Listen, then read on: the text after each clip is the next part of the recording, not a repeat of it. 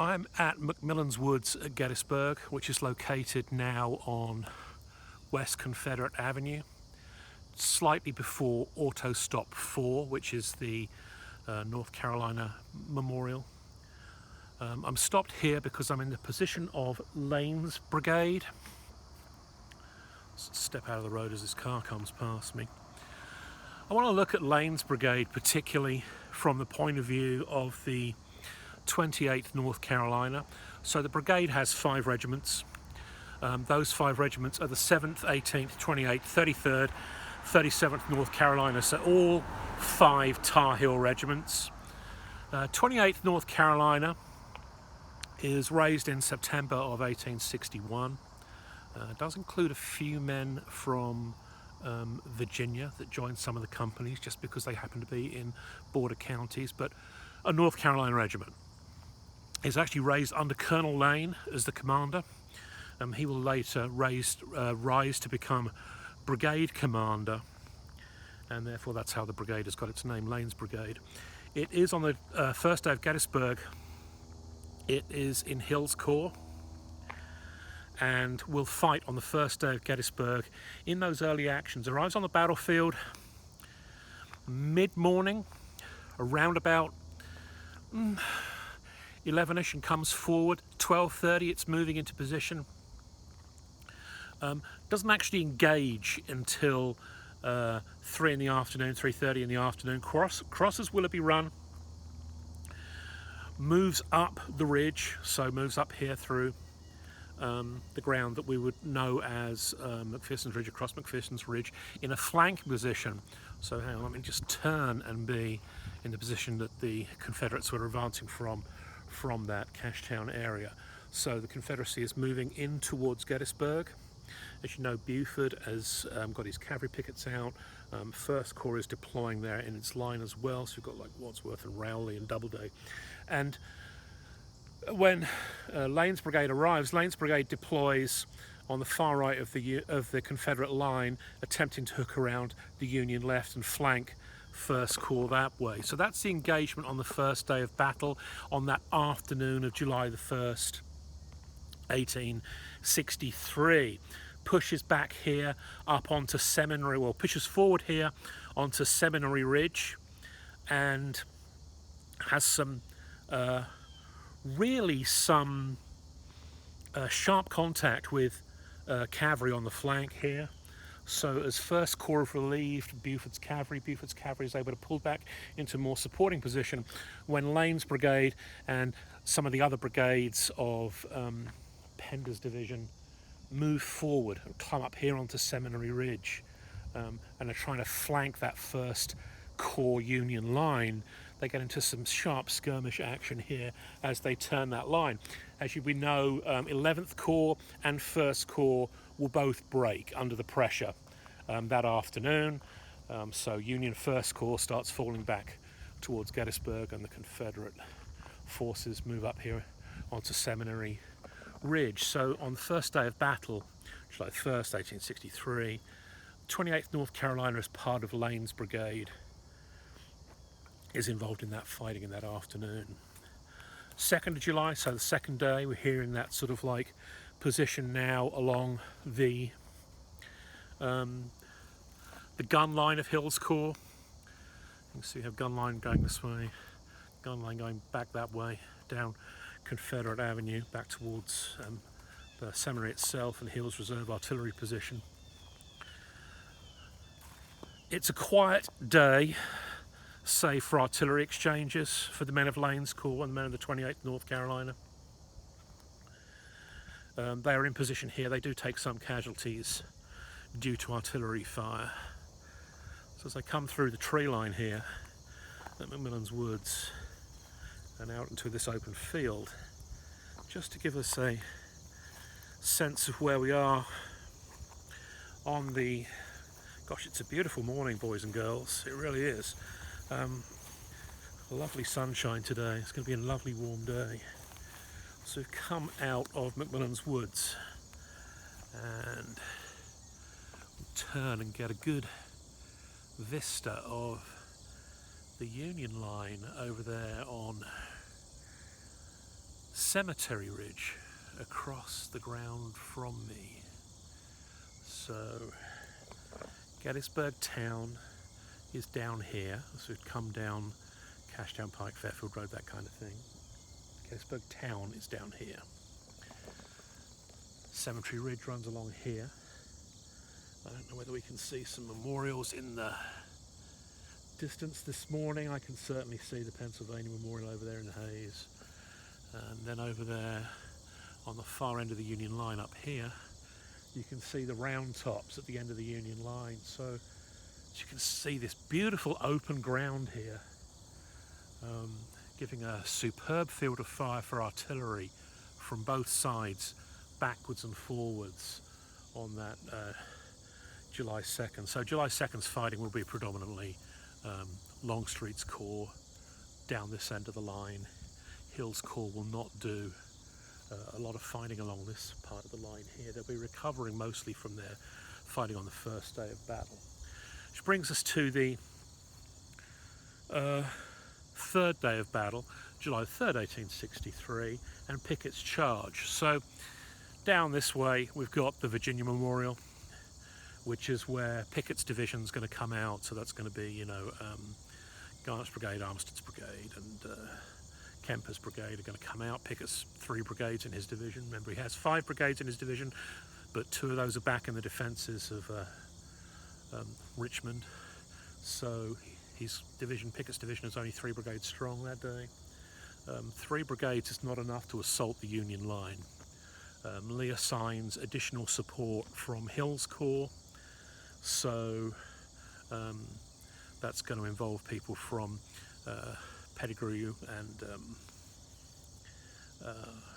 Trimble in command of some units here that are assigned to Pickett's charge. It's known as Pickett's charge because Pickett's charge is the freshest, largest division that's going to go into battle that day. The other divisions are really in support of him, but to make up that large body of men, that 18,000 body of men, to move across this open ground is going to require additional troops. That includes Lane's Brigade from Hill's Corps. That includes the 28th North Carolina. Why am I talking about the 28th North Carolina? It's because later on today, I am here on September 7th, 2021. That's the day of today's walkabout. Later on today, I have a live stream tour that I'm doing where I'm talking specifically about the 28th North Carolina. So getting into the nuts and bolts of the men of that regiment and the individual actions of those 3 days of battle. But so that's why I'm particularly, in this position early this morning, doing a pre-walkthrough, making sure I've got my bearings, making sure I've got some Wi-Fi access out here on the battlefield, which can be spotty sometimes. So that's why I'm talking about the 28th North Carolina and talking about Lane's Brigade. So as you can see, the beautiful, beautiful sweep of open ground here, this rolling farmland, as the Confederates advance out of, gosh, the sun is bright in my eyes, as the Confederate troops of Lane's Brigade, those 5 Tar Heel regiments, those North Carolina regiments, are going to come out of McMillian Woods and form here for their assault on the Union line. And remember, everybody's converging at that copse of trees right over there, which is going to be the high point of the Confederacy. They're all converging on that. So Pickett's men are coming here, and Pettigrew and Trimble and so on and so forth are moving across this open ground. And as it rolls, they're under artillery fire from the Union line. You can see, maybe not so much from the camera angle, if you walk this ground, if you walk across the trails of this ground, you get an appreciation for how the ground actually dips and rises on this rolling farmland. So as the infantry move under artillery fire, there'll be periods in which they drop into dead ground where they're not being observed. The artillery, of course, is still coming in and firing blindly at them. But they will disappear from view and then rise from view again, and then disappear into a depression again, and then rise out of that depression again. So as they move across this open ground, it's about 1.5 miles across there, and you're coming under fire of approximately 200 Union guns, which you can actually pull a schematic on the battlefield which shows the emplacement of all the Union batteries on the 3rd of July, and then you follow their intersecting fields of fire. And if you follow the intersecting fields of fire all the way from the batteries up on Round Top to the batteries on this hook where Cemetery Hill hooks around onto East Cemetery Hill, round there, so the batteries that are all facing this way and the intersecting fields of fire completely cover this open ground. This open ground is a killing zone for artillery. So the infantry that advance through here, whether it be Pickett's brigades, whether it be Lane's brigade here, these North Carolinians coming across this open ground, trying to move across this farmland towards that ridge held by Union soldiers, and moving through a killing ground of artillery fire. As they advance through that killing ground, the artillery ammunition will of course change. They're being hit here as they start the advance with shell, so at elevated range it's dropping exploding shell on them, and that shell is bursting into fragments, and so the shells are bursting into fragments that can sometimes be as large as your fist. So imagine a 1-inch thick shard of iron as big as your fist. It's damn near sure going to shear a man's head off or take the leg off a horse or something like that. This is vicious, vicious, horrible, brutal fire that they're coming under. But of course the infantry move forward. Pickett's charge is perhaps famous for its futility and how maybe it was doomed to failure, but you have to really be inside the mind of the men, of the infantrymen, the individual infantrymen. So these guys from the 28th North Carolina down there, you know, sort of like Stanley County and Gaston County, and you know, they've been in the army now for 2 years. They fought through 7 days battles, Second Manassas, Fredericksburg, Chancellorsville. These are not inexperienced men. The 28th North Carolina came to the Army of Northern Virginia in May of '62, so it spent 8 months in the defences of North Carolina before it was assigned to the Army of Northern Virginia. It came to the Army of Northern Virginia with mustered strength of 1,199 men, it's almost 1,200 men, and it's been through a lot in the previous 13 months in its assignment and its battles with the Army of Northern Virginia. So that 1,200 men, by the opening of the Battle of Gettysburg, the regiment has gone from 1,200 to mustering for present for duty at the Battle of Gettysburg 346. It's almost lost, well, almost 3/4 of its strength has been lost through killed, wounded, disease, absent, etc. So we're only talking about 346 men in the 28th North Carolina that are going to step off on this movement, on this artillery movement. So these are men that have been through this before. They've been in artillery barrages before. They've been in a stand-up fight before. I mean, these men were at Malvern Hill. They've advanced up a hill into Union artillery before. They know what it means. They don't turn and run. They do it anyway. So place yourself inside the head of those men as they move here out of McMillian Woods and they form up here in the open, you know, because it's a jumble coming through the woodland. You can't maintain unit cohesion, so you come out of the woodland, you stand here on the edge of the woodland, on the edge of this farmland, you reform your lines, you reform your companies, you reform the regiment, and prepare to move forward into this killing ground of artillery. And you know that as you advance across this field, the men to either side of you are going to fall, that you potentially are going to fall yourself. But you move forward anyway because that is your duty. So those men move forward through this killing ground, through this storm of shot and shell, towards Seminary Ridge over there. There will be a point, of course, in which the artillery switch from firing shell to firing canister, and they're also going to come within rifle range, within rifle musket range of Union infantry, firing those Manet balls. So they're going to be under even more gunfire now. I mean, so we know that canister, when canister fires, for those of you unfamiliar with Civil War artillery, canister is an artillery round which is loaded with small spherical balls.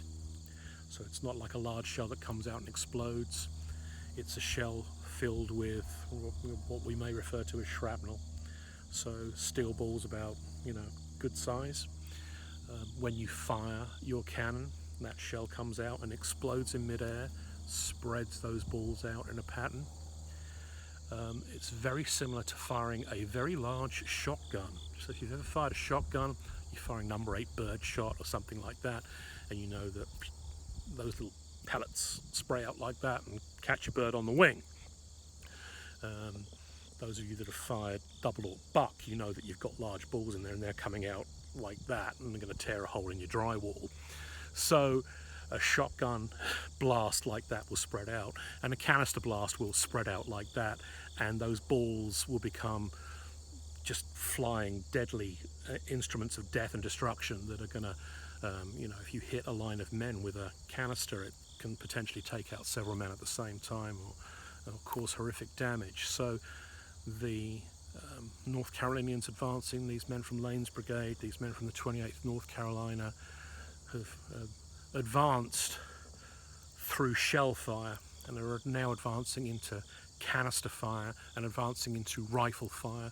Those Manet balls, those hollow bullets that are expanding and spinning in the rifled musket as it comes out to improve its accuracy and improve its range. And then when they hit you there, that's soft lead, and so that's not going to be a ping high velocity clear through and through round. That's going to be a round that strikes you and hits you, and it's soft lead, and if it hits something, it's going to expand open and cause some horrific wounds. When you see those Matthew Brady photographs of soldiers laying dead on the battlefields at places like Antietam or here at Gettysburg, and you see them and they're lying, and it looks as though their jackets have been pulled open and their arms are like this. It looks like the men have been frantically searching. What those men were doing when they fell was they were searching for the wound to see whether it was a large wound, it was a mortal wound or not. So that's when you see some of those photographs, you think, has somebody gone through their pockets?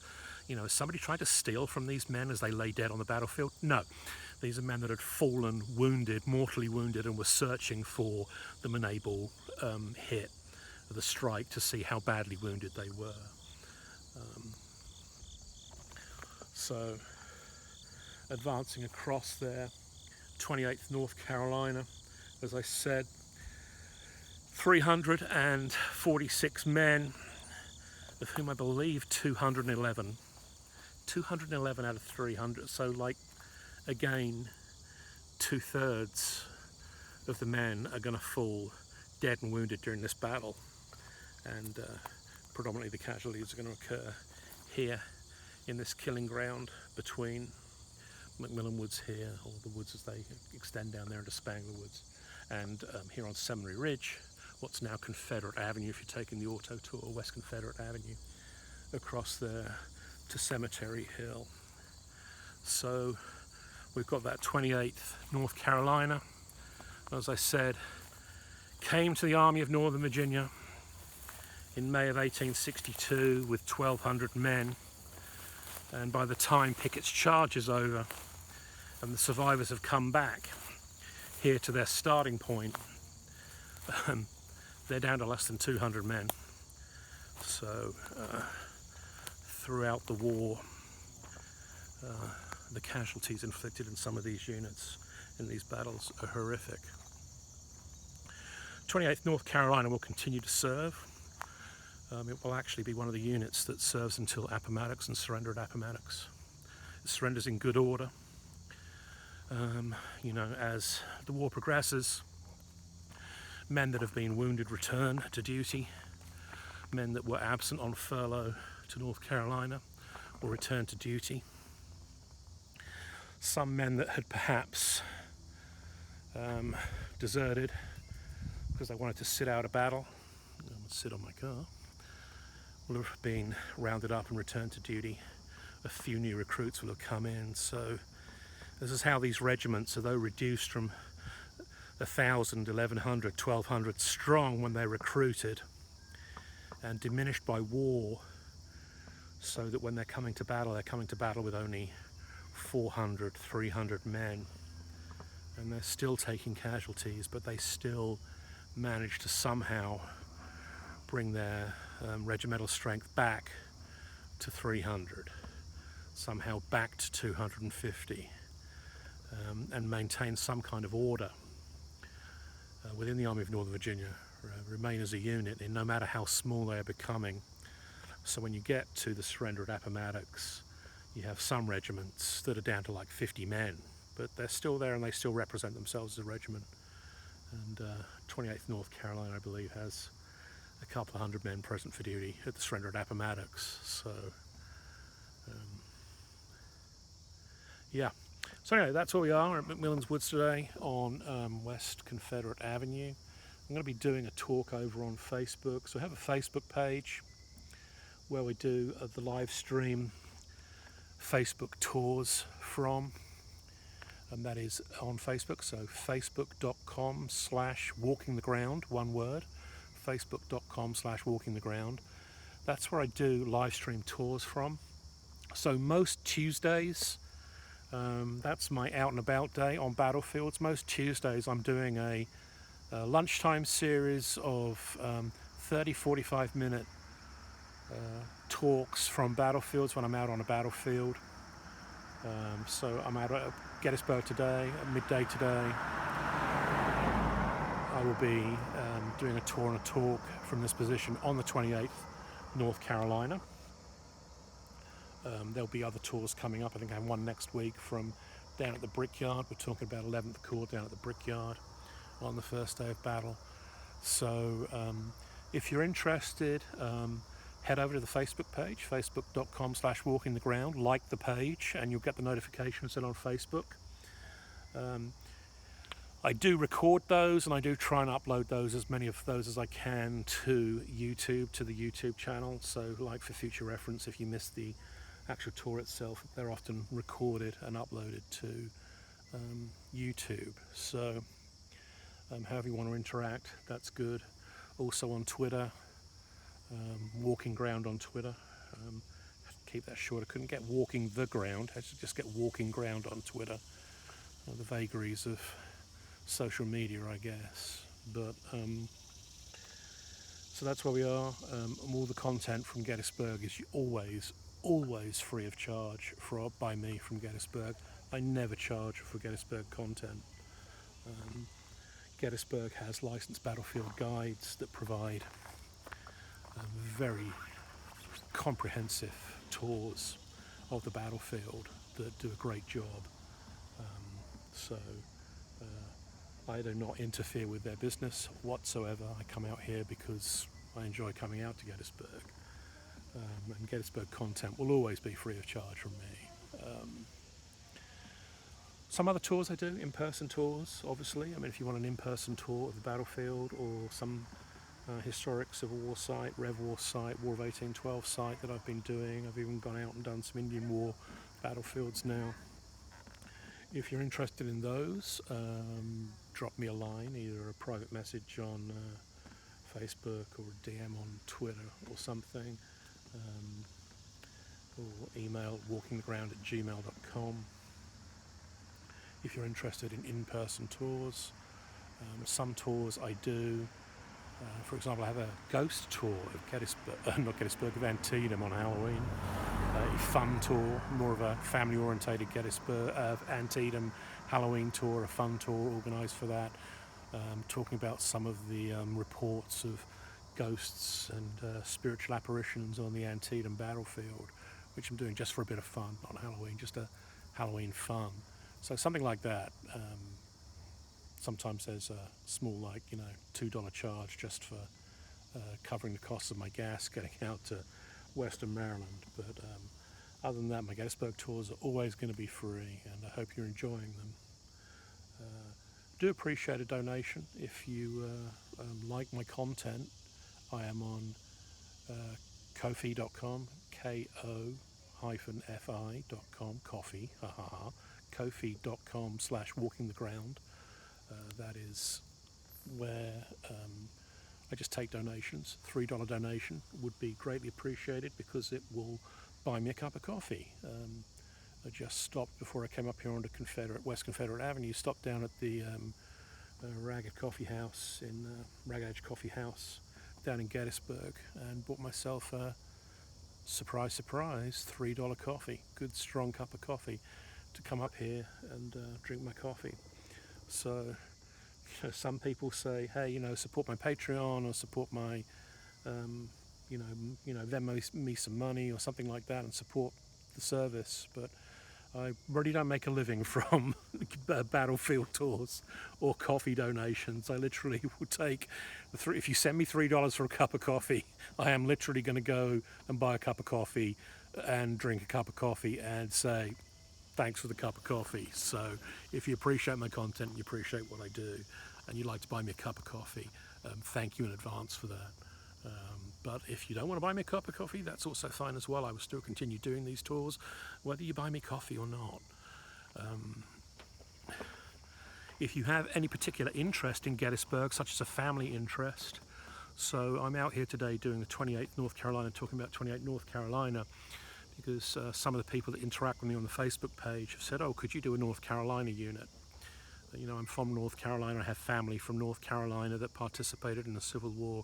Can you cover a North Carolina unit? So that's why I'm doing the 28th North Carolina today. So if you're from Maine and you want me to cover a Maine unit, I can do the 16th Maine, the bloody 16th in First Corps on the first day. I mean, if you really want, we can do the 20th Maine, which has been done over and over ad infinitum in the Gettysburg movie. In the US Army Staff Guide Handbook is centered around the tactical deployment of the 20th Maine. If you're from Massachusetts, we can do a Massachusetts regiment. If you are from Virginia, we can do a Virginia regiment. We've done those before.